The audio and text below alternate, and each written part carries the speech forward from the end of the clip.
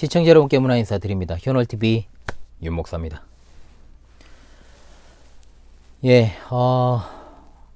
이 부분을 목요 강설 시간으로 찾아뵐까 했지만 주제가 좀 이어지는 경향이 있어서 그렇게 하지 않고 이제 약 3주에 걸쳐서 화요일과 수요일을 이용해서 특강 형식으로 성도의 물질관이라는 제목으로 제가 시리즈로 좀 올리려고 합니다.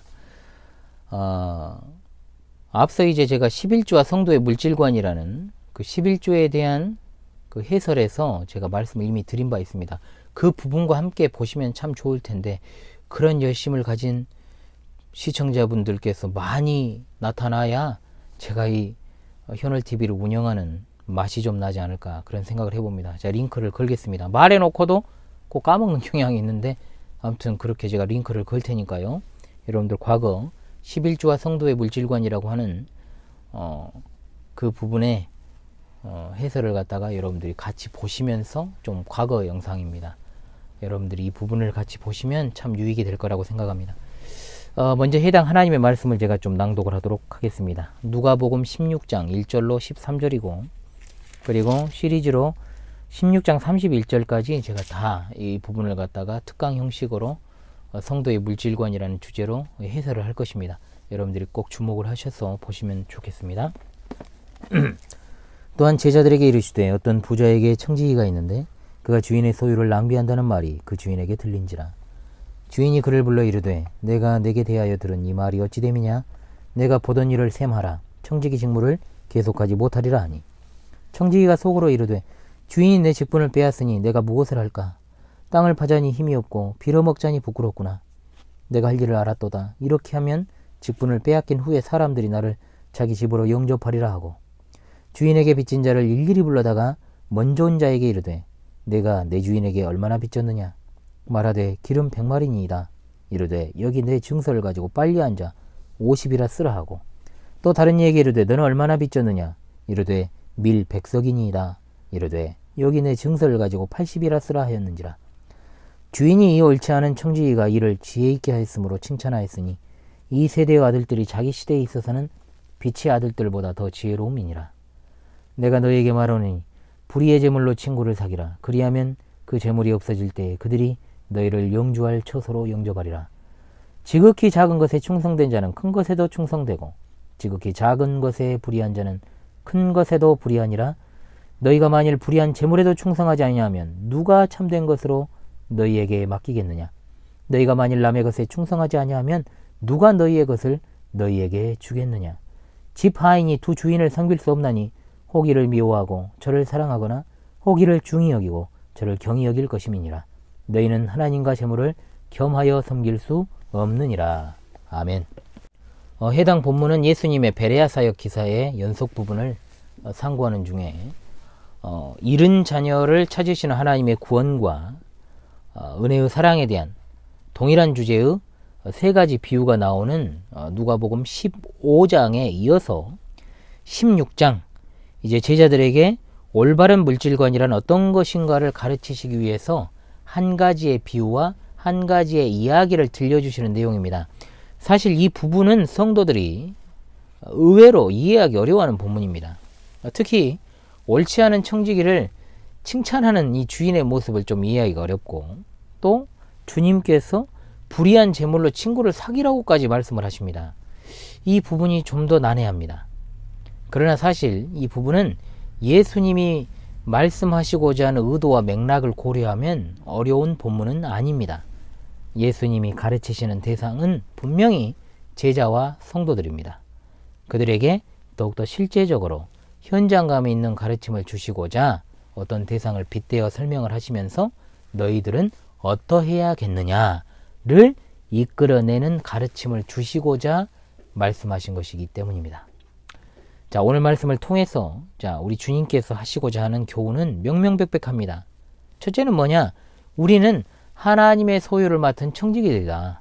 그리고 청지기이기 때문에 그것을 결산하는 날이 반드시 온다는 것이고, 두 번째, 우리는 주인께서 결산하시는 그날에, 즉 언제입니까? 그게 우리가 죽거나 또는 그리스도께서 영광 중에 다시 오시는 날이 반드시 오기 때문에 그때까지 최대한 지혜롭고 현명하게 결산의 날을 대비해야 한다는 것입니다. 우리가 잘 아는 각각의 달란트를 받은 종들의 비유를 떠올리면서요, 주인으로부터 착하고 충성된 종이라는 그 칭찬을 듣는 것이야말로 우리들의 궁극적인 목표라는 것을 알아야 됩니다. 따라서 이 영상을 시청하시는 여러분, 이 험악한 시대를 이길 힘은 오직 주께 받은 사명을 지혜롭게 감당하는 일입니다. 우리 주님께서는 하나님의 청지기가 아닌 여기 나오는 옳지 않은 청지기, 곧 본문에서 소개되는 이른바 불의한 청지기를 예로 들어서 우리들의 태도와 자세의 수정을 촉구하고 계시는 겁니다. 아무쪼록 오늘 이 말씀을 통해서요, 이 시대의 청지기로 부름받은 우리가 그저 도전만 딱 받고 그칠 것이 아니라 진정으로 하나님의 청지기 된 자의 자세로 그 본분을 확인하면서 신실하게 결산의 날을 대비하는 현명하고 지혜로운 여러분 되시기를 바라겠습니다. 자, 불의한 청지기의 비유라 널리 알려진 이 본문에서 등장하는 인물을 좀 소개하죠. 어떤 부자와 그의 청지기입니다. 청지기는 종이나 하인과는 좀 다른 개념입니다. 물론 주인 아래서 일한다는 개념에서는 종이라 부를 수도 있겠지만 청지기는 주로 집을 관리하는 사람입니다. 구약시대에 우리가 떠올려 볼 수 있는 인물이 있죠. 요셉이 애굽의 친위대장이었던 보디발의 집에서 이 일을 했습니다. 노예의 신분이 아닌 해방된 노예이거나 또 자유인이 이 역할을 맡아 주로 수행을 했습니다. 주인의 농장이나 토지를 관리하고 수입, 지출, 어떤 재정의 전반을 이제 감독하는 자가 누구다? 청지기입니다. 그 의미가 이제 하나님 나라로 확장되어 사용이 되는데, 주님은 여기서 이제 청지기 된 제자들을 염두에 두고 말씀을 하시는 겁니다. 마찬가지로 오늘날 그리스도의 교회로 모인 모든 성도들은 하나님 나라의 청지기라는 사실을 잊어서는 안 되는 것이죠. 그런데 오늘 본문에 등장하는 청지기는 주인의 소유를 낭비하는 청지기였습니다. 청지기의 가장 큰 책무가 무엇입니까? 주인의 재산을 충실하게 관리하는 것인데, 오히려 재산을 허비했다라는 것을 볼 때 주인의 물건을 횡령하거나 또는 착복하는 일 등을 했던 것으로 보입니다. 그런데 이 사실이 주인의 귀에 들어가 버립니다. 세상에 비밀이 어디 있겠습니까? 청지기의 이러한 일을 이제 주인이 알게 된 것입니다. 그리고 주인은 그에게 통보합니다. 네가 보던 일을 셈해라. 청지기 직무를 계속하지 못하리라. 셈하다라는 것은 우리가 보통 계산하다는 기본적 의미를 가지고 있지만, 여기서는 이제 이런 의미죠. 일을 그만하고 회계장부 넘겨라. 이런 이제 의미로 사용이 된 겁니다. 그리고 이 옳지 않은 청지기는 주인으로부터 이제 해고 통보를 받지요. 자, 우리는 여기 나오는 1, 2절에 이 비유의 배경이 되는 어떤 부자와 그리고 그가 고용한 청지기를 통해서 우리가 이 세상에서 하나님의 것을 잠시 맡은 청지기일 뿐이라는 사실을 깨달아야 됩니다. 교회는 이 사실을 더욱더 알려주고 확인시켜 줘야 된다는 것이죠. 그것이 가장 잘 드러나는 것은 다름 아닌 예배 가운데의 헌상입니다. 우리 교회는 헌상이라는 표현을 쓰고 있습니다. 보통 봉헌이라고 부르죠. 우리가 시간을 구별하여 주일을 통해 하나님을 예배합니다. 그리고 물질을 구별하여서 주의 일을 위하여 헌상을 합니다. 그 이유가 무엇입니까? 교회는 세상적인 모임과는 다릅니다. 세상에서의 모임이라는 것은 보통 이해관계 그리고 이익 집단으로서의 모임이 대부분입니다.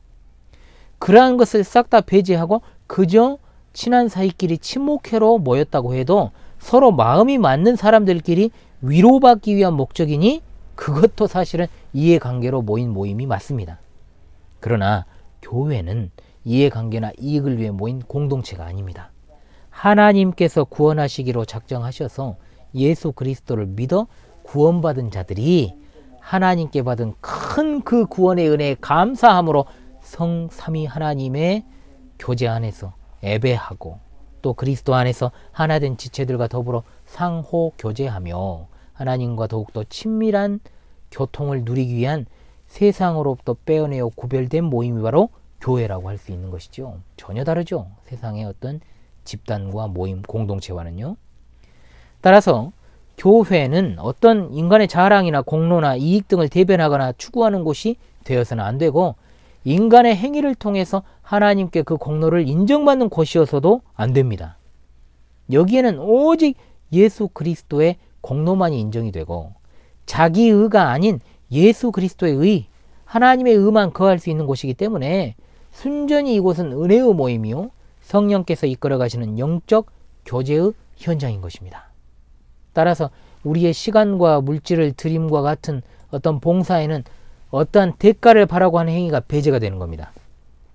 우리가 한 주간도 이렇게 청지기로서 내가 살아왔노라 하는 고백이 그 안에 들어있는 것이고, 주인의 소유를 통해서 내가 이렇게 살아올 수 있었으니 내게 또한 다른 소유를 맡기셔서 나로 하여금 살게 하여 주옵소서 라는 고백이 여기에 들어있는 것이죠.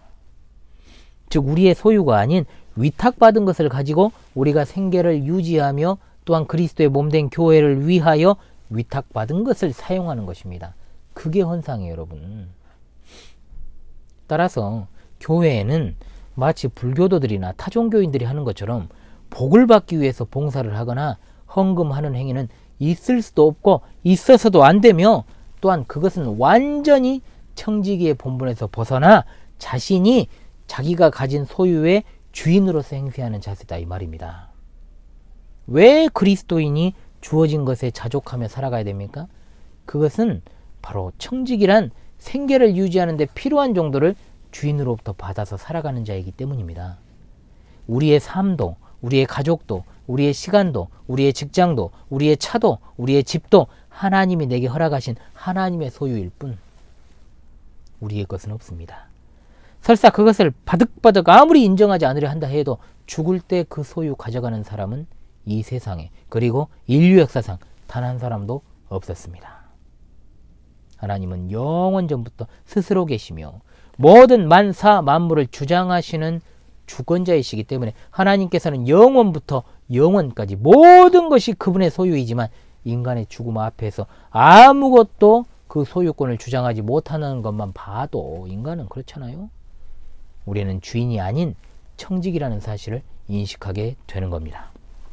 따라서 세상에는 의로운 청지기와 불의한 청지기, 두 종류의 청지기밖에 없다라는 것을 생각합시다. 의로운 청지기는 어떤 자입니까? 주인이신 하나님의 뜻을 받들어서 신실하게 주인의 뜻을 따라 주인의 소유를 맡아 관리하는 청지기고, 불의한 청지기는 주인의 뜻을 좇지 않고 주인의 소유를 함부로 낭비하고 착복하며 횡령하는 자를 말합니다. 따라서 이 세상에서 하나님을 모르는 자들은, 그 근본이 없는 자들은 결산하는 그날을 생각하지 않습니다. 이 땅에서의 삶이 전부라고 생각하며 살아갑니다. 그래서 불의한 청지기와 같은 것입니다. 바로 이것입니다. 우리 주님께서 당시 제자들을 비롯한 오늘을 살아가는 우리들에게 이 옳지 않은 청지기의 비유를 주신 이유가 무엇이겠습니까?